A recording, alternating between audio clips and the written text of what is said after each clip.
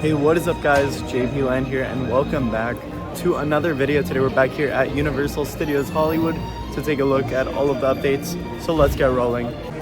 Mobile ordering was actually just added this week over here at Universal Studios Hollywood, and it's pretty ironic that they add it, and it's great timing because I made a video on Monday talking about how bad the operations were when it comes down to food. It is so darn difficult to pick up food inside of the park, especially if you're alone, so mobile ordering makes it significantly easier, and they just brought it onto the Universal Studios Hollywood app.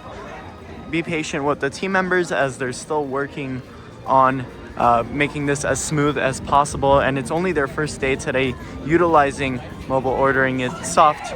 Oh my gosh. It's soft opened yesterday, so yeah, be patient with the mobile ordering system.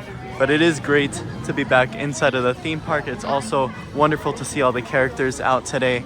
I thought it was gonna rain, but it luckily didn't.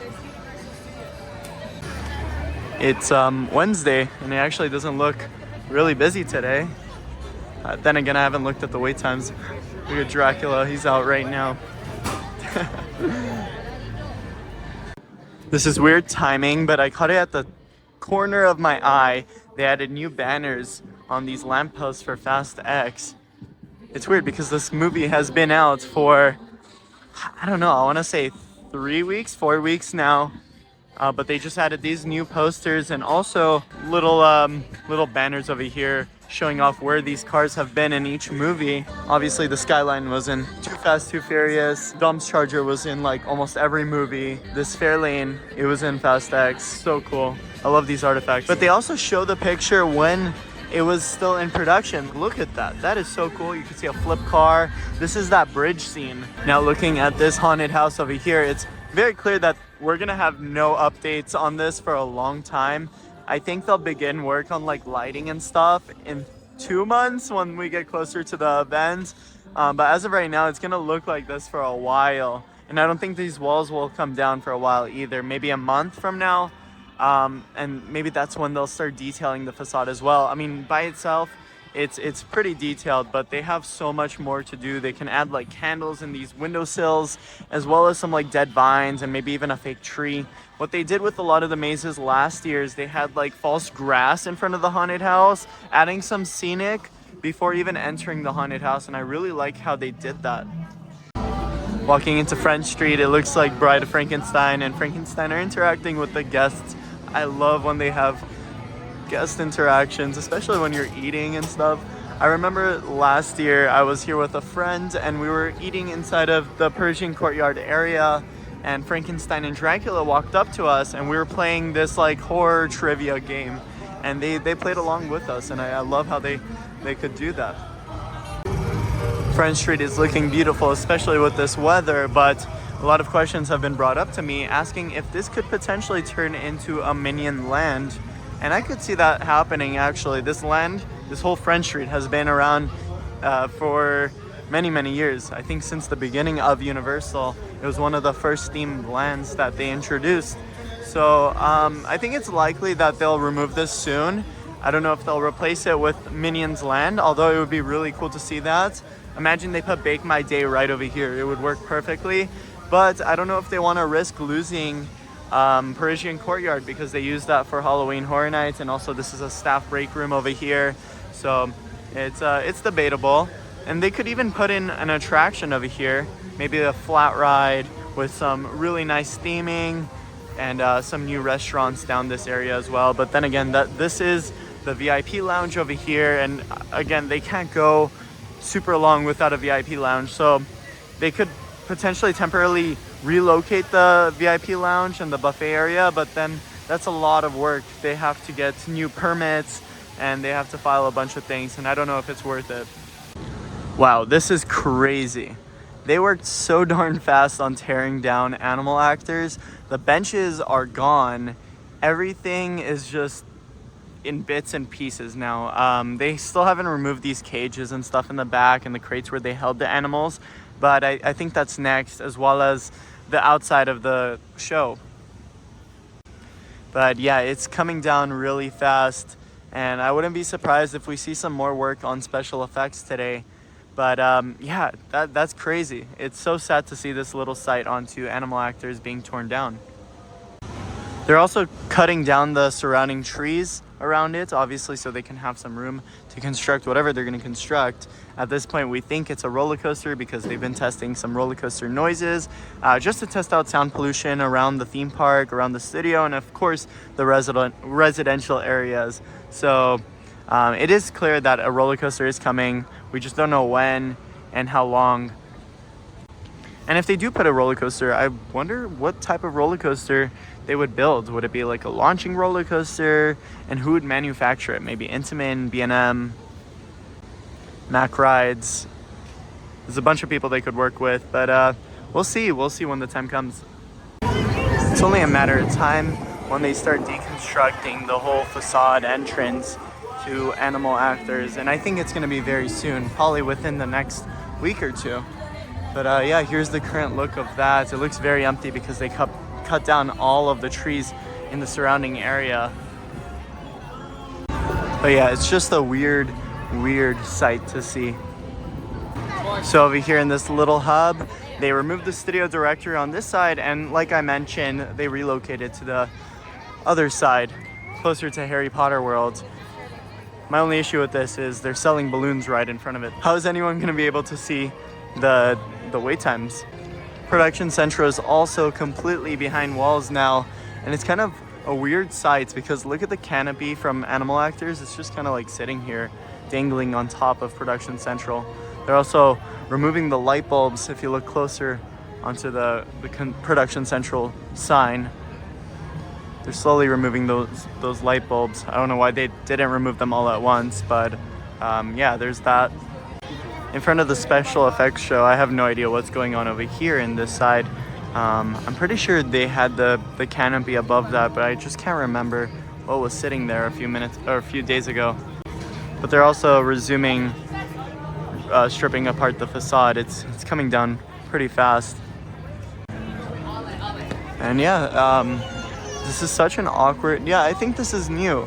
It's such an awkward process. Look at these cable cords. They go in front of Lisa. I don't think these were there before. I just can't remember. It is starting to look like a busier day as I enter Springfield. There's a lot of people getting ready to eat and stuff. It's almost lunchtime now. I'm not gonna get on studio tour today because there aren't many updates to see on the studio tour aside from one Horror Nights house getting some more work done on its facade. And based on this image I posted up right over here, you could see that it's becoming very clear that this will be most likely the Chucky facade for Horror Nights. And it looks pretty cool. You can see there's many boxes, and they're gonna probably have a bunch of like Chucky dolls sitting inside of those boxes. And this will be the factory entrance to the haunted house. But yeah, that's really the only update we have over here at Studio Tour. I'm gonna head down to the lower lots and see if we have anything new going on. As I walk around a little more, now that it's closer to lunchtime, it's becoming pretty difficult to navigate around the theme park. There are just so many people here, but it looks like there are no virtual queues required to enter into Super Nintendo World, so I might just stop by. They now display the lowest wait times in the park towards the left of the lower lot sign. Looks like Despicable Me, all vendors, and Kung Fu Panda are all 15 and 25 minutes. Where are all these people coming from? That's my question. When looking to this back end of special effects, it doesn't look like they've changed much. Looks pretty much the same as it did a few days ago. Like I mentioned in a previous video, I feel like the process of deconstructing special effects is going to be significantly harder than Animal Actors, because Animal Actors was an outdoor show, an outdoor stage, so they could just rip everything apart. This is a whole building, and it's going to take a little longer to remove special effects. I would say it would take them about 2 months to do. But yeah, we're going to have a lot of active construction going on within the next 2 months here at Universal, so I'm excited. I'm not complaining. I took a quick look at both of these haunted houses at the lower lots, and it doesn't look like anything is new. It's only been 2 days, so I'm not really expecting much. But yeah, it looks like they are cutting out some wood, and this might actually be for whatever is going on to the right of this facade, or the other side that we can't really see over here, and whatever is going on inside. Also, looking to the further end of the haunted house, they are painting it with that black flame retardant paint. So they just started on that, and I think the whole maze will have it up within the next week or two. After building my own haunted house, I realized how long it takes to paint something. You can't just put it on wood and expect it to look perfect. So it does take time for it to look the way it does right now. But yeah, looking at that haunted house over there, nothing has changed within the last 2 days, so I'm just gonna skip over it for now. Walking down at the lower lot now, it's significantly better than Monday's situation. Monday was extremely busy. There were people everywhere. It was so hard to navigate around the lower lots, especially. And also on Monday, the weather conditions prevented the Transformers from coming out, so a lot of people were just waiting around and nothing happened. And the digital display says Nintendo World has no reservations, so we're just gonna walk through. Hi, how are you? But yeah, it's a beautiful day to enter Nintendo World. Obviously, oh wait, actually, it looks like they do have reservations for Toadstool Cafe. They didn't flip around the sign, so I'm gonna try to snag one. I don't know if I'll be able to make it, but if it is close enough to right now, I will. You know, I got a little too excited there. It wasn't available.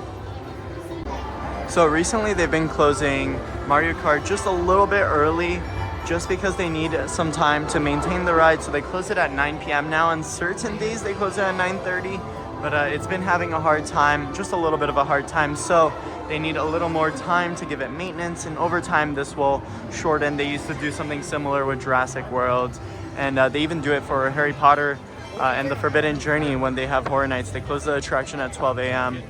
because they need at least like 10 hours to maintain the ride. But it isn't as busy as I thought it would be over here in Nintendo World. This is the line for Princess Peach over here. It's currently full. And then this is the line for the Goomba Crank Challenge. It's, again, not terrible. I haven't looked at the wait time for Mario Kart. Oh, it's 120 minutes. Single rider is full. Yeah, single rider looks about an hour and a half from that point. So how I measure it is, if the single rider line reaches a little bit past the Toadstool Cafe mushroom, then it's about an hour. And if it extends a little further, oh, it looks like it moved forward. If it extends a little forward, that's about an hour and a half. It's better to wait an hour instead of 2 hours, so single rider is worth it in certain circumstances. But if you're here with your friends and family and you want to ride together, it's more worth it to just wait in line. Sometimes the wait time is a lot faster than what is posted, but sometimes it's a little longer. I haven't been able to do the Bowser Jr. challenge in a long time, and it's currently a 25-minute wait, but of course I forgot my power-up band, so I can't do any of the games here, unfortunately. But yeah, here's what this queue looks like. This is probably the longest line inside of the land. I like that they have this little drink cart over here, but they don't sell any Nintendo branded products. They have Sprite, Powerade, Coke, and regular chips you can find in the outside world. So hopefully in the future they decide to change those chips, add more Nintendo branded stuff. But then again, in Nintendo World there are so many limitations, so not really surprised that they have regular themed chip bags. But also, if you go into Star Wars Galaxy's Edge, for example, they have themed bottles for like the Sprite cans and Coke cans. So I hope they do something similar with Nintendo World, where they could put it in like a little, maybe a warp pipe where you can drink Sprite out of there from the outside world. That'd be cool. The Jurassic World ride has been having a little bit of a hard time through the last like week and a half or so. It's been going down a lot. One of the days it was closed down for refurbishment, and today it looks like it's operating just fine. So I'm gonna get on the ride since it is 3 o'clock now and I can use my express. The only thing I'd expect to not see working today is probably like the Indominus Rex at the end.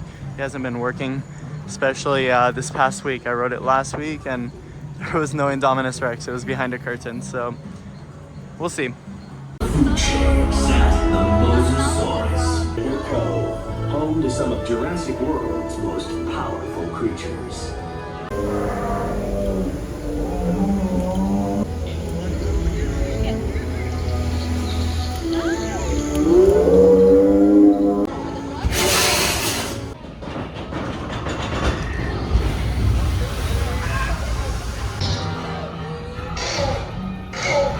Usually they have this big dinosaur that walks out.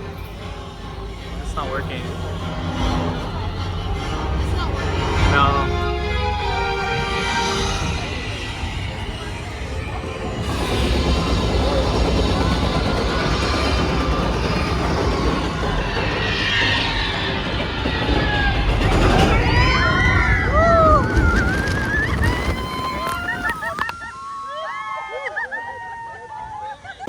I swear, I literally never get wet on this ride, but today somehow I got wet at the drop. A huge body of water just hit me in the face. I'm like, wow, nice. Literally never happens. If it were a little warmer outside, I wouldn't mind as much, but right now I'm so cold. It's probably like 60 degrees outside right now. Everything was working fine on the ride, aside from the Indominus Rex at the very end. It wasn't out at all. They had it covered by a bunch of curtains, so I'm assuming that's the main issue with the ride, and that's why it's mainly going down. It could be an internal thing, but I have no idea. I wanted to walk into the Universal store real quick because they brought in a lot of merchandise, and I think this is all for the new Minion Land opening up in the Florida counterpart. But they have some new candies which look delicious. They have these toffees and obviously some merchandise. This is what gave it away though. This kind of looks like the top of Minion, or what is it, Bake My Day in the Minion Land in Florida. It's really nice though. I like this plushie. It's about time that they start prioritizing making Minion plushies. This is like all we needed. This is all we needed. These aren't new, but they had some cool Minion plushes over here. I love this one. And then look at these Minion bags. These are new as well. Oh my gosh, that is so cool. They have a Jurassic World candy over here too. And why is this so scary? Ooh, that's creepy. I don't like it. Putting that away. And that'll wrap up today's video here at Universal Studios Hollywood. I hope you guys enjoyed. If you did, be sure to leave a like. I'm JP and how they sing the movies. That's a wrap. I'll see you guys in the next one.